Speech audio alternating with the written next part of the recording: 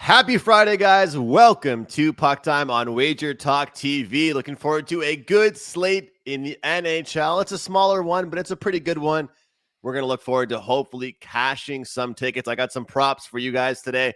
Carmine's got you with a little bit of a look ahead for Saturday's slate as usual. And yeah, Carm, we've got some plays in some other leagues as well I'm going to surprise you guys with. So looking forward to a good show, man. I'm going to surprise you with some plays, and I'm in a good mood here today. You know, it's been a struggle the past couple of days here with hockey, but make some bets today and look towards a good Saturday slate, and we'll see what we can do on the weekend and try and turn things around. How was your night, man? It was so-so. The football game was absolutely insane. Hockey picked up one win with that, the Sabres, the pod play. The Sabres, like Columbus. I took Columbus as a dog against Minnesota. They were right in it until the third period. Then they just a couple empty netters. They allowed to go with like 6 minutes left and then a couple empty netters. I really don't look at the empty netters. It's what they did up until that point. Played well, but Minnesota just keeps on playing even better. And anyone who had the under in that game, I feel sorry for them because those empty netters, Andrew, will kill you. And guys in the chat, this is how I woke up Andrew. Actually, I didn't wake him up, but this is how I greeted Andrew. Let me get the Andrew. You ready? Here we go. Hold on a second. Where's my audio?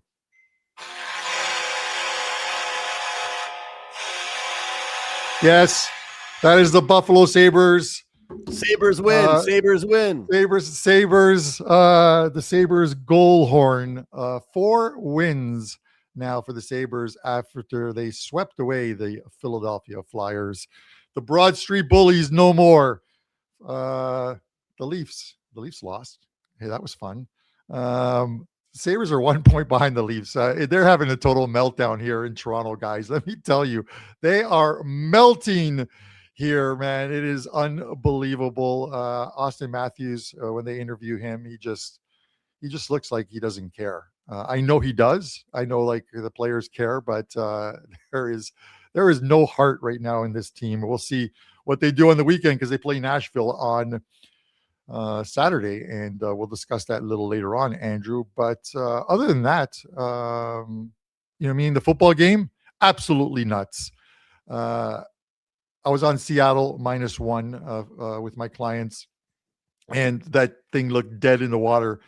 But they somehow came back, won that game. And 49er fans, if there's any 49er fans in our comment section, you have got to be happy because that was the team you wanted to win yesterday. Because if LA won, they played Atlanta and Arizona to finish off their season. They end up with the number 1 seed.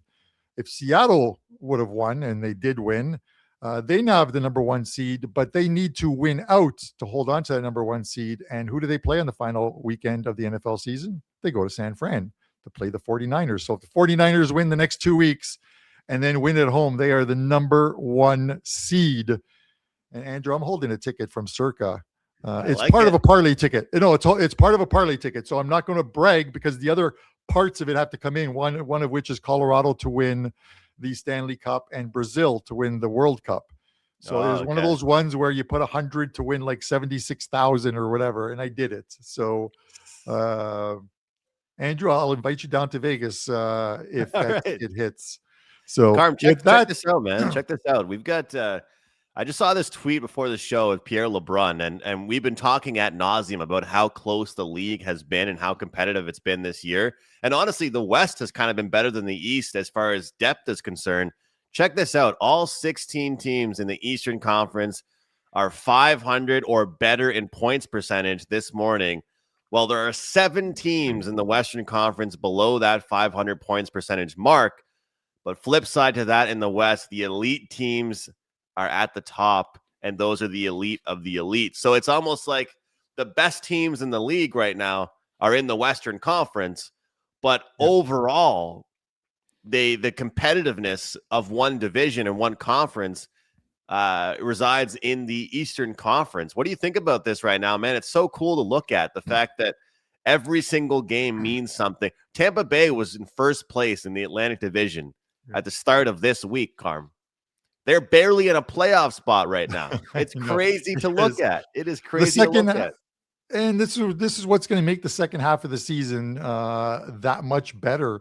Is, we're going to see we're going to see some trades, whether they happen in the next few days before the freeze, the NHL trade freeze, or whether it happens before the Olympics in February, remains to be seen. But we're going to see some moves. Andrew, when I look at the standings in the East, I think of, like, basically there's 5 teams that don't care. And by that, I mean, don't care because they know that they have enough talent on their team that they're going to make the playoffs. They're not worried about positioning. I think Florida will get there, and they'll find a way of getting there. They're the 2-time defending Stanley Cup champions, and they're winning some games right now. Carolina is a beast. The Washington Capitals are becoming the Capitals of last season at home. I don't want to face them at home. I don't want to bet against them at home. They welcomed the Leafs last night, and then, like the Fresh Prince of Bel-Air, when they throw jazz outside of the mansion, that's what they did. They just tossed the Leafs out of the mansion last night. So, the Capitals are playing well. So you look at some of these teams, and Tampa Bay, they're going to be there. It is you can pretty much ring off about 5 teams that will be there, and then know that they can just make a move or two to basically give them some depth in spots in which they might need it. And the rest of the Eastern Conference are going to be scrambling for those spots, be it the 3 seed in the Atlantic, or 3 seed in the Metro, or one of the 2 playoff wildcard spots. So even the Ottawa Senators, Andrew, are starting. They're a bet on team right now. And we're going to talk about them. Yesterday we talked about it. Remember on the show, I said I was shocked. They were minus 175, but I guess they were minus 175 for a reason, right? 4-0 win. 4-0 win. Yeah. And look at the Metropolitan, man. Like Carolina plus 21 goal differential, Washington plus 22 goal differential. And I know we got some guys in here talking about who was it here? 12 Coles, he says, please reformat the playoffs. The format does kind of suck. Yeah. But when you look at it, that's how it's so important to either, make the top 3 in your division, or especially Carolina and Washington going to be competing for that top spot. And then, you mentioned Florida. Like, Florida's the biggest factor here. I know it's only, December 19th we're talking, but it is so funny because everybody has Florida making the playoffs. Nobody's worried about them. Toronto is now minus 180 to miss the playoffs.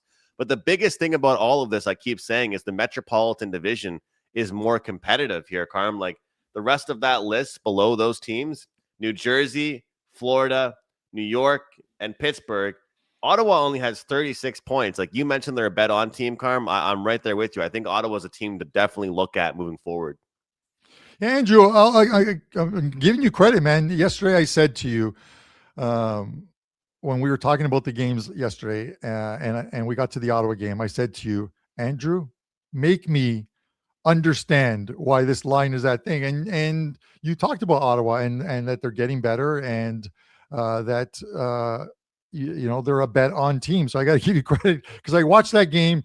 I looked at this morning when I went through like the power rankings in my data sheets, and I updated like a lot of the XG stuff. I'm like, wow, Ottawa played really well last night. Yeah, they're looking pretty good. So kudos to you, man. I'm going to give you credit on that one. I'm not saying you turned around the Ottawa Senators. I'm saying you made me aware of it. All right. Sometimes these things slip through the holes. But with that said, and we're like now 9 minutes into the show, Carolina at Florida. Carolina minus 130. I'm seeing 133s, 134s in some spots. Florida plus 109 at home, Andrew. The total sits here at 6. I want your thoughts first before I talk about this one.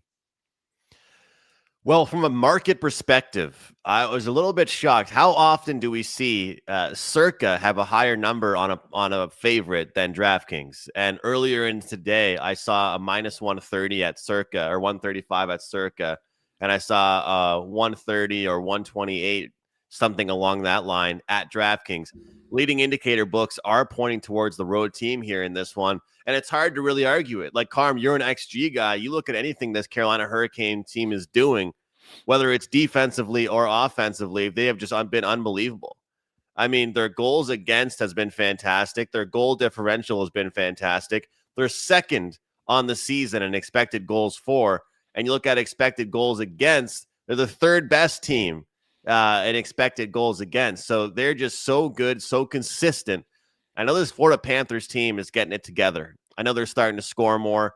I know some of their key players are picking it up. We just talked about them.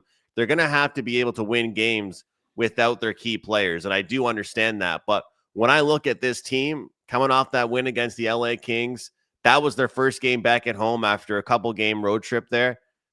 I see no reason why we can't make money once again on the Carolina Hurricanes. This is a team that's playing the right way. Typically, I do like and favorite looking at them when they do play at home, Carm. But in this spot, with all the metrics that I'm seeing, I see no issue of looking towards them having success. But I will say it's Freaky Friday. I would not be shocked to see an under in this game here, Carm. Kind of a snooze fest. Past couple of days, we've been seeing a lot of boring hockey games. We really have been seeing a lot of unders lately. I don't know if that's because teams are buckling down defensively or goaltending has been better or whatever it is. But I wouldn't be shocked to see a really good defensive effort from both teams in this one. Yeah, Andrew, I look at this and these two teams they're both playing extremely well right now. But the Canes every once in a while will throw in a clunker like they did against the San Jose Sharks at home, where they lose 4-1. I think it was the second of a back-to-back in that one.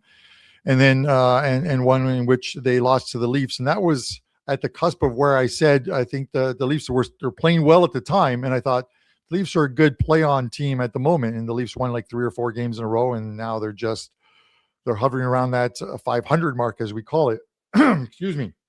But, I think the end game for these two teams coming into this game is completely different. Florida knows that they're going to make the playoffs, even if they're on the outside looking in, and Carolina does as well too. But Carolina has a point to prove because they get bounced by Florida last year in the what was it the conference finals. They lose 4-1 in that series. Florida played extremely well. Carolina has something to prove now. You're going to prove it against a Florida team that has some injuries. They're still winning, but have some injuries. But I think the game has a little more importance to Carolina as far as their psyche goes. Let's keep our win streak going. Let's get a win under our belts against this Florida team and prove that we can beat them in the Sunshine State as well too. And I think that's why they're at this number of 133, because why else would Florida be a dog at home after coming back from a very good road trip and then beating Tampa and then beating the LA Kings, who, the Kings are a pretty good road team, and they proved it, I think, again last night. I believe they beat Tampa Bay last night. So, with that said, I think the market is where it should be in this one, in that 130 range. I think Carolina has got a very good chance of winning this game tonight, even as a small favorite. And that is a small favorite for Carolina, given some of their lines over the last 2 to 3 weeks. They've been much heavier than that. Carolina for me. Carm, people in the chat are talking about, the history between these teams and if that really affects our handicap here.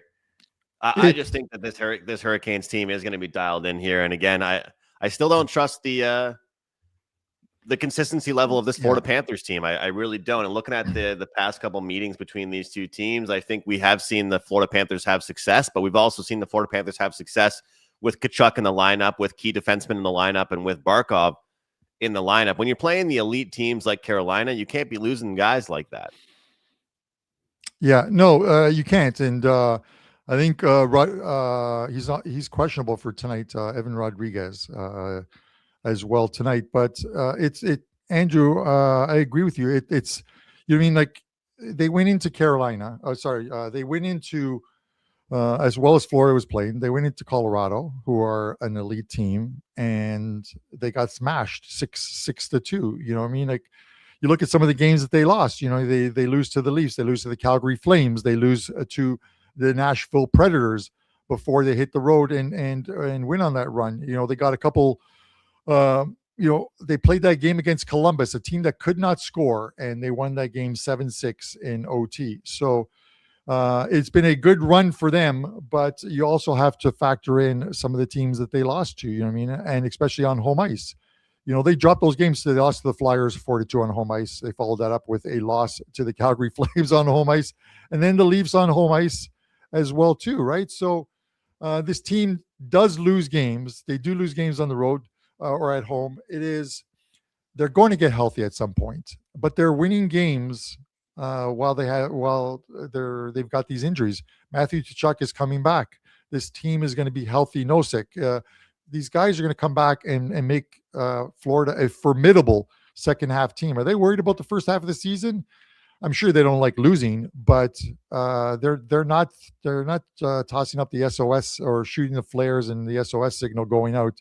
This team knows they're going to make the playoffs. I would not bet against this team making the playoffs and making another deep run as well too. But as far as this game goes, Andrew, for them it's a game. I think the motivation is on the visitors' bench tonight and in that dressing room. Carolina, for me, I think is the right play. I'm right there with you. With that said, speaking of teams that can't seem to score, the Winnipeg Jets, they get Connor Hellebuck back, and they're losing like 1-0 games. I wanted to say 1-0 because I've been doing my soccer research this morning. But this, Andrew, I don't know why. -250. I just don't want to play this game at -250 with Colorado. It is like, what if Hellebuck stands on his head, figuratively, not literally, and Winnipeg steals one? I don't know. How do you play this game? How are you playing it? Hey, it is Friday. Anything can happen on a Friday in the NHL. I always say that, Carm. It's a weird day in the NHL. What I'm going to say is that I'm disappointed I haven't been on the Avalanche enough this season. Like, Carm, it's one of those things where, I've admitted it on the show. A lot of times I'll try and pick a time when a team is going to get out of a losing streak, right? Or when a team is going to turn it around. Meanwhile, you've got the people that have been taking Colorado puck line all season, and those guys are just stacking tickets. Like, you look at when this team's had success, it's been so good for them. But the end of the day, I truly believe this here. The only way that this Jets team stands a chance in this game is by playing defensive hockey. It's the only chance that they have is by playing defensive hockey here in this one. And it's not often, Carm, you can get a even money or better price on a team to get under 3.5 goals. That's what my move is here on the Colorado Avalanche.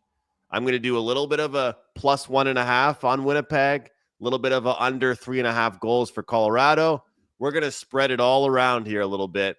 And maybe we can do a sprinkle on the Winnipeg Jets. This is a big test for this team because people are calling them slow. People are saying that they're not the same team they once were. And so we're going to find out here. But the one thing I will say is that you've got two teams now that are in a pretty good scheduling spot because they both don't play on Saturday. They both play tonight and they both play on Sunday.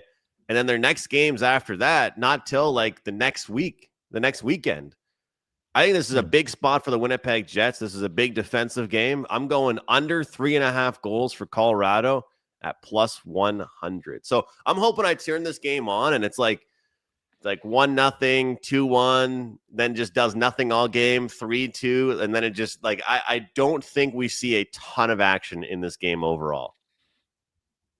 What do you think? I think the only way, and I get where you're coming from. I think the only way I would play this one if I had to is I would probably take Colorado in regulation. I'm not going to lay 250 on Colorado. They're such a tough beat at home. Andrew, they're 15 home games. They have yet to lose a game in regulation. 13 wins in regulation, 2 overtime losses, 71-33 goal differential. That to me is insane. 38 on home ice. 28 points, tied with the Minnesota Wild as far as the best home teams points wise for this Colorado team. They're like I said, they're like -145 in this spot. Winnipeg's lost like 4 straight road games. And then even if someone tries to hang their hat on, you've got Wedgwood in goal tonight. The backup goalie. This guy is 14-1-4 on the season, a 211 goals against average, 920 save percentage. Unbelievable right now because the team in front of them, Colorado's playing the way they are because look at their injury list. They have none. This is a team that in the last couple of years, obviously had the injuries, the biggest one being Landeskog. But this team, fully healthy with everyone in the lineup, almost looks unbeatable at this point. So with that said, for me, Andrew, I think Logan O'Connor, I think, is the only guy I think that shows up on the injury list. For me, it's Colorado in regulation. If you played every single Colorado regulation game at home this season, you're up money. You're up a lot of units. So with that said, Colorado in regulation -145. Wash, rinse, repeat. That's what I'm saying. I wish I think I just talked myself into a client play. There you go. I just talked myself into. I already had 3. Now I think I have 4. And you know what? Perlo has a great point. And Perlo, I forgot to get back to you yesterday. I apologize in DMs, but he says Hellebuck over saves if you think Avs won't score much. And it's true. If I think that Winnipeg's going to have a chance, then I probably like the Hellebuck saves prop. So it's a pretty good shout there, Perlo. I think it's a pretty good call. Pretty good call. It's a Perlo of wisdom, my friend. I like it. Jeffrey says backup goalies don't mean as much as they once did. They're all professionals. That's like saying the Lakers won't do well without LeBron. Well, I actually couldn't. I agree with that because back in the day, back in Carmine's day when he was my age, 45 years ago. But when color TV was just invented, yes, I get it. It's all right. But the backup goalie used to play 15 games a year. You know what I mean? There were some goalies that played 70 games a year. Yeah. Now you've got it's like a 60-40 split with the percentage. So you need to have a good backup. So it is a really good point there with that. And yes, good point there by Antonio. Jets. Helly has great numbers versus Colorado last 3 outings. So we'll see what we can do. Gus B. Bussin'. What's up, gents? Good to see you, Gus.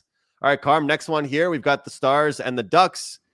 Second half of back-to-back for the Stars, but first game back of a road trip for the Anaheim Ducks. I'll save some time here on this one. If there's an over I like on the board, this is the over that I like. I know that Ottinger has been good. All right, but I know DeSmith has been good, but I still think Ottinger is the number 1 guy. And with it being second half of back-to-back, we are getting DeSmith.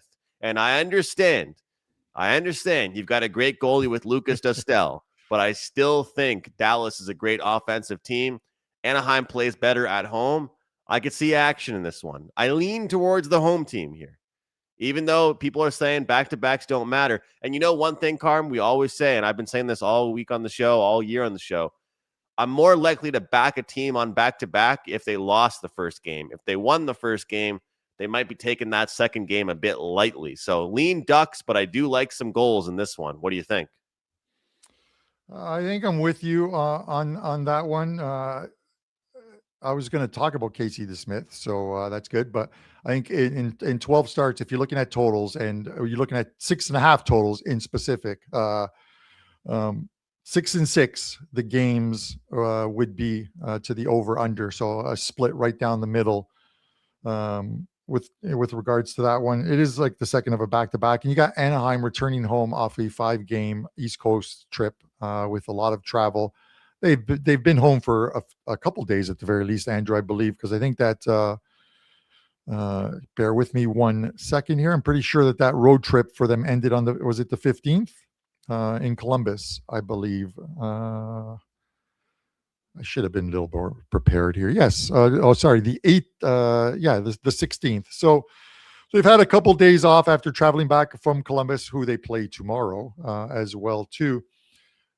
I like the over in that game a little bit more than I do in this one. But I think Dallas is likely the right side here. Anaheim's a good team. They needed that win badly in Columbus. I don't know, Andrew. It is tough because we're seeing, Joel Quenneville's trying to do everything he can to keep this team playing well like they did earlier in the season. But they come home off this road trip. Are they going to be flat tonight? It wouldn't surprise me if they were. And then the other thing is that the Dallas Stars can make a lot of teams look flat. Colorado can make a lot of teams look flat, as does Carolina. So you never really know as far as that goes. I would probably look at the first period over more so than the full game over, because it could be one of those ones where you see the goals early in this game, and then it sort of dies down after that. With a total of 6.5, if Anaheim doesn't contribute and Casey DeSmith plays well, then we've got a problem. So Houston, we've got a problem. Give me the first period over. I'm all over the place. I'm all over the place. It was Andrew. I went to I did WagerTalk last call yesterday, and I gave out Zach Charbonnet some props with him in that game, including the anytime touchdown. He scores the anytime touchdown, first TD of the game, which was great, but he came up about 8 yards short and 8 rushing yards short and 1 rushing attempt short of making it a 3-0 night in that one. But with my friends, and they had the Raptors game on, the Leafs game on, they had the Montreal game on, and then they had the football game on. And the manager there at this place, this really big sports bar, likes me because he put the audio on for the football game, not the Leafs game or the Raptors game. That doesn't happen very often in Toronto, let me tell you that much. I know you're the same as me, Carm. I'm a big audio guy. When I'm watching games, I need to hear the commentary. When I'm at a bar and I hear the commentary, it makes it that much better. It's just, it gets you more into the game, gets you more fired up. So, Carm, I'm gonna tweet out any props that I like later, but I've got some plays for you. And this time I had plays for you last week in the NCAA hockey. I've got plays for you today in AHL, AHL hockey. This is going to be the situational spot, and shout out Dave Koken. He loved this spot here. This is a team coming off a game where they fired their head coach. And yes, this is applicable in the NCAA, in the NHL, in the AHL, in NBA, in NFL, whatever the league might be. So, Carm, the Belleville Senators, that's the AHL affiliate, of course, of the Ottawa Senators. They fired their coach, but they have not played a game since last Sunday. Now they'll play a game here tonight against the Rochester Americans. They're plus 135 underdogs. I like that number. You can take a look at the plus 1.5 as well to make a little plus 1 line if you'd like. And I also like the under in the game overall. I think defense would be the name of the game for this team. I think they get the job done. The second play I wanted to mention, Lee Valley Phantoms, minus 130 at home. Total is 5.5 here. Bridgeport Islanders. Bridgeport's not been playing very well. They've been conceding a ton of goals, and I think the Phantoms are a spot to look at, especially when they've been playing well at home. So we've got 2 plays in the AHL for tonight, the American Hockey League. Every book should offer this for you guys. The Belleville Senators plus 135. Lean the plus 1.5 as well, but it's a more sharp 175, 180, so you can make that plus 1 line if you'd like. Carm, you know this angle works well in multiple sports. They fired their coach on Sunday. They've had all week to practice. We'll see if this team can show up after they got rid of their coach with a new team and have that little spark with them on a Friday night. But we're mixing in some AHL, guys. Let's do it. Let's cash some tickets. And we will have some World Junior plays coming up as well on Boxing Day. And Carm, I know you love that stuff as well. And man, I'll tell you, my favorite time to bet on props is during the World Juniors, believe it or not. I love that stuff. So anyway, that's it for me. That's all I've got. I'll have my every game on the board video will be posted, I think, later tonight or early tomorrow morning, talking about every single game on Saturday.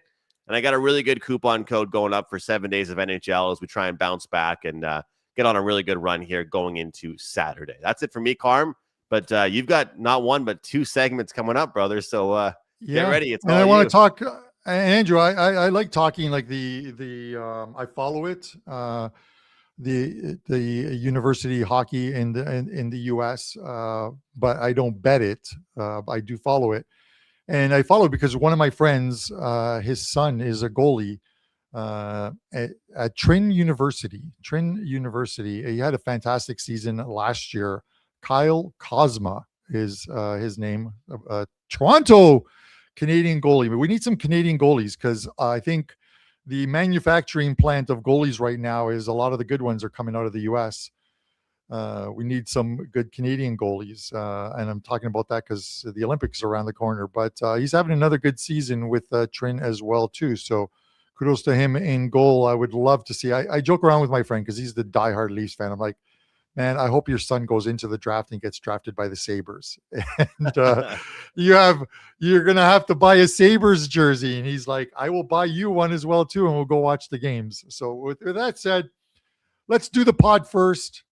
And then I will do the 6 and 60, which will probably be like 6 and 90, but what the heck.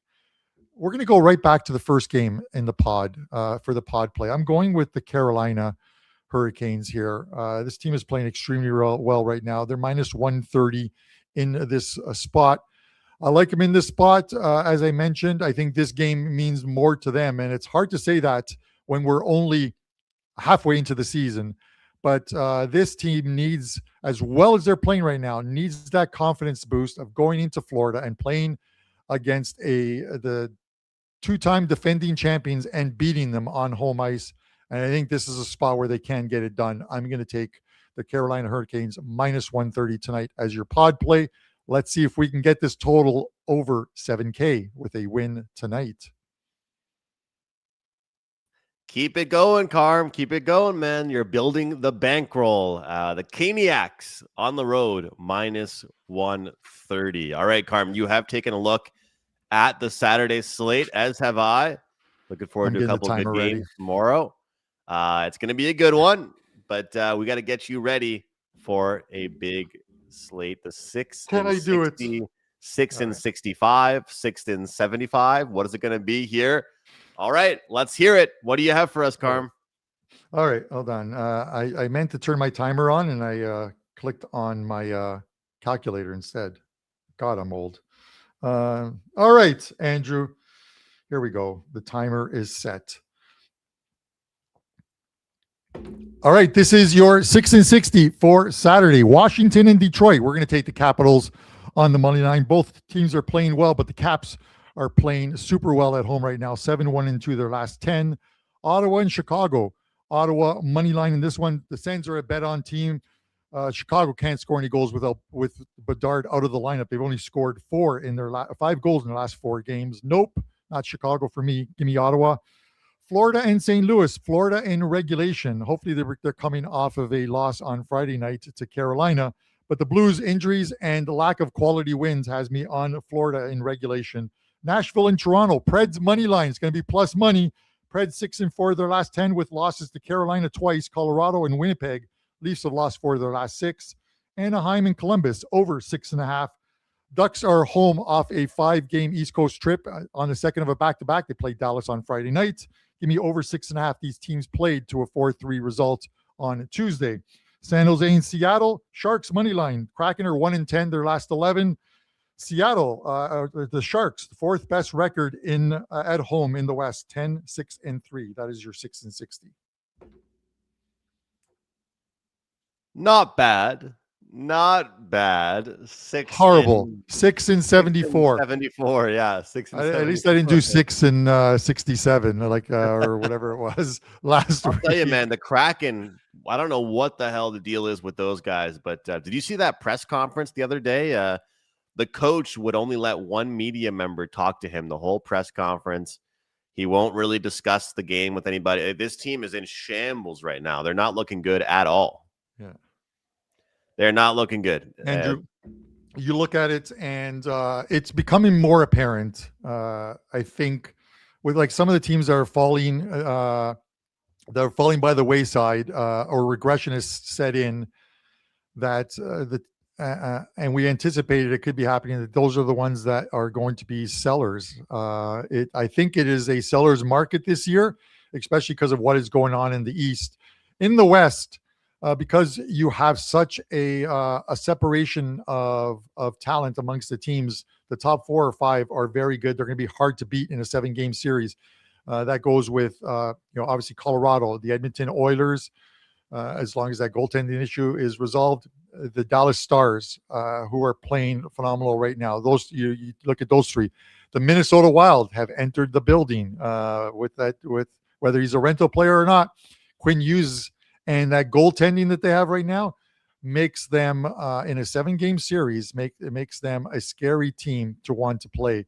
And then, of course, the Vegas Golden Knights. You got 5 teams there that may want to add a player here or there just to improve the third line, the fourth line, and the depth of the team. That's why it's going to be, I think it's going to be a seller's market in the Eastern Conference. The teams like Pittsburgh, they're going to be selling off. They have to be selling off. I'd be really surprised. I get the whole Sidney Crosby thing, that he wants to finish his career with Pittsburgh. There's no saying he can't. He's just going to be a rental player with a playoff team next season. I'm not sure about the Malkin thing. Maybe you guys in the chat. What value does Malcolm bring? I'm not saying the guy is a third line player, but he would look good on one of these teams as a third line player, wouldn't he, Andrew? I think the only thing is, Carm, is that like I feel like those guys don't want to stay, maybe, but like it's like, okay, if you don't leave, I won't leave. If you don't leave, I won't leave. And it's Letang, it's Crosby, it's Malkin, and it's kind of like they all feel like they have to stick together a little bit. That's the issue. But I think Malkin deserves it. I think my biggest stance has been, Crosby, if he didn't have 3 Stanley Cups, he would already be gone. That's how I look at it. If he didn't have 3 Stanley Cups, he'd already be gone. But it would suck to see him end his career, Carm, by missing the playoffs. How many years ago is it? How many years in a row? Like, this team is just not competitive, and they did pretty well, but at the end of the day, they're just Gus says, please don't talk about this. Look, it's sad though, man, because I think that honestly though, some Pittsburgh fans and season ticket holders, I honestly don't think they would blame him. Like the true fans, I don't think they should blame him if they did, but I think he's too classy, then he worries about how people would probably perceive that. Yeah, no, listen, it's a new NHL, unfortunately, with a bad playoff format that they have. I used to love the one, Andrew, the 1 versus 8, or sorry, even the overall 1 versus 16, 2 versus 15. Well, like the way travel is right now, you could easily have that format in there, but they don't want, a setup where you have the number 1 team, Colorado, having to go cross country and play a team like hypothetically the Toronto Maple Leafs, who finish in the 16th seed, and playing them in the first round of the playoffs, travel back and forth. So I get it. You want to keep the East in the East and the West in the West, but it's still such a terrible format. I just think the Eastern Conference teams and ones like Pittsburgh, you can move players, but there's going to be a lot of dead. It's got to go to teams with a lot of dead cap space that can give up a prospect for your. Pittsburgh isn't sending Sidney Crosby to just anybody. Kyle Dubas isn't going to send them just anybody and not get anything in return, knowing that Sid's going to come back anyways. He's just a rental player. He's going to come back. They're going to want some prospects. That's how you rebuild a team in doing that. You look at different sports, Andrew, and you mentioned it. Sidney Crosby, 3 Stanley Cups already. He wants to be in the playoffs again before his career is over. This would be the perfect year for that to happen, because Pittsburgh, even next year, is not going to make the playoffs just because of that cap space issue that they have. Players eventually need to take care of themselves. And I will reference someone who, as a Bills fan, Andrew, I've never liked the New England Patriots, but Tom Brady, for the longest time, the guy's a GOAT. He made New England what they are, winning those Super Bowls. But every year, Kraft convinced them to take less money to rebuild it, to keep the team elite. And towards the end of Brady's career there, he's like, I'm getting paid minimal compared to some of the other quarterbacks, and we're not improving the team. He was going to get killed at some point. He leaves, contract's over, goes to Tampa Bay, and wins another Super Bowl. Great on him. Look after yourselves. This is the point I think I'm trying to make. It took me a while to get there, but that's the point I'm trying to make. We're going to be talking about some great deals, and this could be one of those ones, Andrew, that over the next month we talk about some really good ones, and then on actual trade deadline day, it's dead. There's nothing going on because the big moves got made. Kind of like, remember the Rantanen one last season? as well too. A lot of the moves were made early on. Anything to add before we close up the show and let people know what we have up? Yeah, I think that because of the condensed schedule and because of how everything works, and I think that it's going to be another year where the trade deadline is not very exciting. I think there's going to be a lot of trades that happen super early on, super early on. So look forward to seeing what ends up happening and where guys go. But Carm, we need to wait more time for some of these bad teams to get worse. Yeah. Once they start to get worse and start tanking, then we'll be good to go to start seeing some trades. But as I mentioned, I've got plays for NFL this Sunday and player prop world. I've got some AHL and NHL plays for tonight. And that's it for me. Carm, what's going on for you this weekend? All right. We'll start with today. No soccer today. This has been kind of a dead week for soccer with no Champions League and not a lot. It's been Cup week in all the domestic leagues. But, man, I have 4 plays on Saturday, Andrew, and I'm going to be uploading them right after the show for soccer. It's going to be a huge weekend, I hope. 3 plays up in the NHL tonight. Even though it's a small card, I really like this card tonight. Hockey will go up shortly as well too. Two bowl games. One of the college football playoff games that are going today. 3-0 start to the college bowl season. Let's keep that run going. They have some great deals over at WagerTalk to get the 3-day all access, or you can get the what's the football one called, Andrew? The Iron Man? I can't remember. There's a promo to get all the Weekend Warrior, all the college football games, all the NFL games. And then if you just want NFL, here's a coupon for you for Sunday. Sunday and the number 10 have a 4-pack up, which includes 3 4% plays and 1 5% play in the NFL on Sunday. You can knock that 39 down to 29 with Sunday 10. That's it for me, man. Andrew, close it out. Next week, guys, only 2 shows, Monday and Tuesday. But I will, because there's no games on Wednesday, Thursday, Friday, I will be recording a 6 and 60 on Friday because we'll have a full slate of games on the Saturday. But that's it for me, man. Shout out to all the live chat. Shout out to all you guys that tune in after the show. We appreciate all of you guys. And shout out to Carm, been on a roll with the play of the day. So, guys, happy to see you've all been tailing and jumping in. And we love seeing your plays as well that you guys are on in the live chat as well. Wishing you guys a great weekend. Stay safe out there. Have fun during the holiday season. And remember to call an Uber or a Lyft. Do not drink and drive. Enjoy yourselves, guys. We'll see you on Monday.